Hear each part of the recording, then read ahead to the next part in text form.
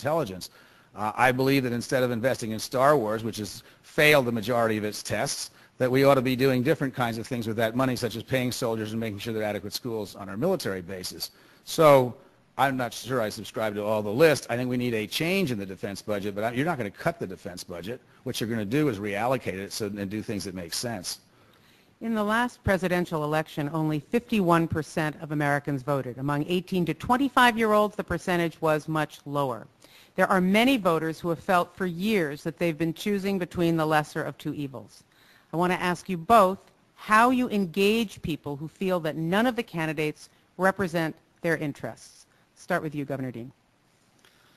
I think you got to speak to people's interests. I mean, I think that's one thing that Ralph does, and I did too.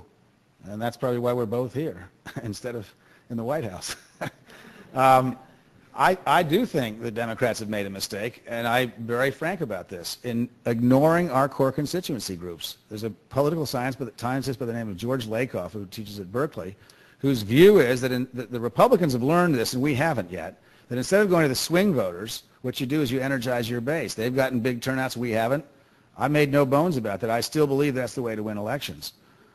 So I think we ought to go to the base. I think we ought not to give people the lesser choice between two evils. I believe, however, that if you look at right now George Bush is calling John Kerry the most liberal senator in the United States. Well, whether that's true or not, I don't know. But I certainly know that he stood up for the environment. He has stood up for a progressive tax code. He's already talked about getting rid of all the Bush tax cuts for the wealthy. This is a guy who has progressive credentials, and we ought to be supporting him.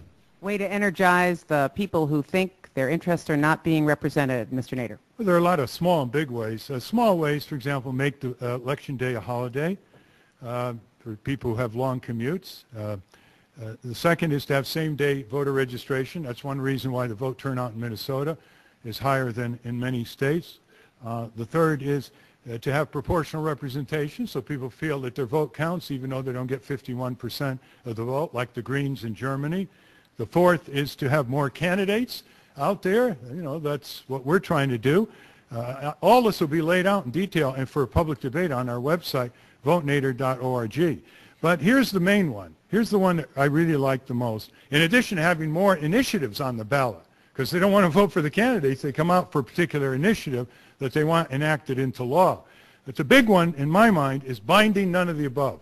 In America, you can only vote yes when you go to the polls. You have no opportunity to vote none of the above or no confidence in all the candidates. So if you have binding none of the above on every ballot line, if you don't like the candidates and you don't want to write anyone in and you don't want to write your own name, you can vote binding none of the above, and if that wins, it sends that election packing with the candidates and orders new elections in 30 days. Governor Dean, is this the year? That is exactly the difference between the two of us. I think the last two things that Ralph Nader said, I could not disagree with more strongly. We live in a real world. We have to make real choices. Binding none of the above means we don't have to make real choices. That's the first problem. The second problem is I could not disagree with you more about referendum. Referendum is a very attractive thing. People like to go and give their opinions, and most people in America believe in referendum government. I don't. We gave civil rights to a despised minority in 2000. The gay and lesbian community got the same rights as everybody else did. If that had ever been put to referendum, it would have gone down. Can you imagine what would have happened in Arkansas if you tried to do the civil rights movement through ballot referendum? Referendum is not always the best form of government. It is the tyranny of the majority, and I'm surprised to hear Ralph defend it because Thomas Jefferson was one of the people who stood up and talked about the tyranny of the majority when he wrote the Constitution. That is why this democracy is such a powerful and wonderful force, is because the minority, whatever that minority may be, still has its rights protected, and referendum doesn't do that. The minority is protected by the Constitution of the state and the federal Constitution. You don't stifle the voice of the people in direct democracy when their legislature and governor turns their back on them by saying no initiative, referendum, recall. I suppose you're against a recall too. Okay, referendum has been used to deny the rights of gay people in 30 states in this country. Okay, I'm going to jump in here because we only have a few more minutes. We only have a few more minutes, and I want to get my favorite question in. Okay. It used to be that you couldn't run for office on a major party ticket and be Catholic or divorced. It's still not clear you can be a woman and win the presidency, and you certainly can't be an atheist. There are probably a host of things you can't be or can't say and be considered a viable major party presidential candidate. Isn't this a problem? How can we get our candidates to reflect the diversity of America? Start with you. Governor Dean. Start with you. That's called look left and fake right, or fight.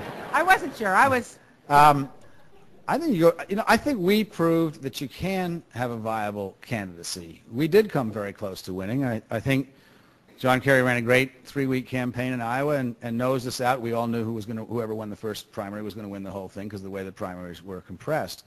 I feel pretty good about what we did. We raised $53 million.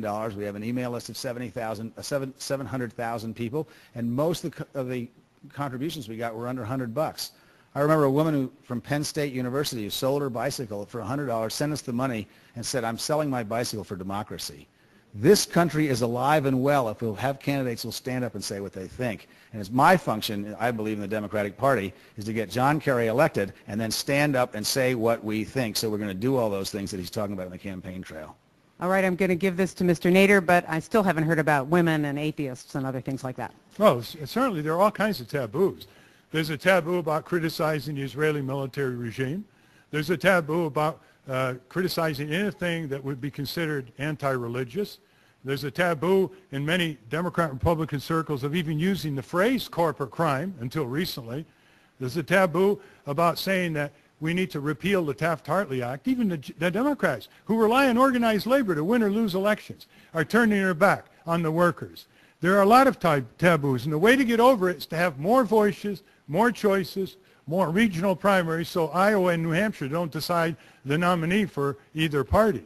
And I might say, with a little bit of immodesty, the fuller answer to your question is in this new book that I've come out called The Good Fight.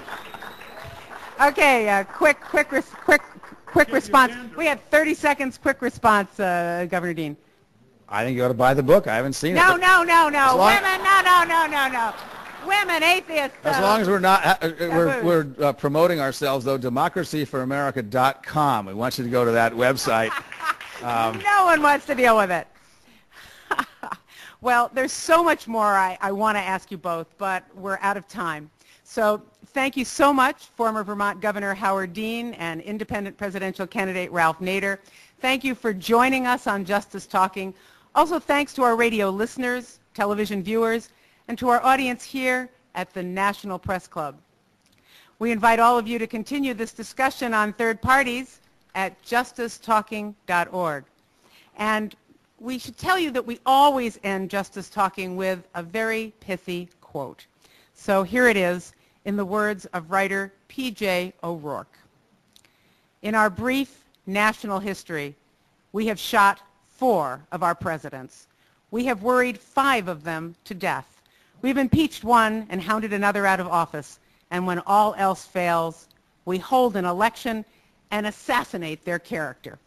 He said that in 1991. I prefer a quote by Gandhi. I'm Margot Adler.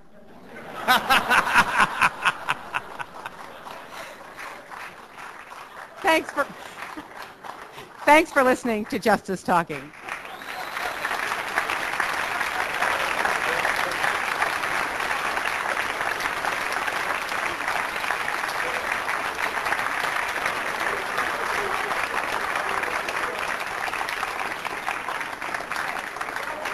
Justice Talking is a production of Penn's Annenberg Public Policy Center. Justice Talking is a production of Penn's Annenberg Public Policy Center. The program is produced by Catherine Colbert, Steve Mencher, Karen McGurk, and Aaron Mooney. Our staff also includes Gary Howman, Marvin Lee, and Laura Sider. Engineering by Indre Studios. Special thanks to Public Interest Media. This is NPR's Justice Talking. Tune in to the sound of democracy.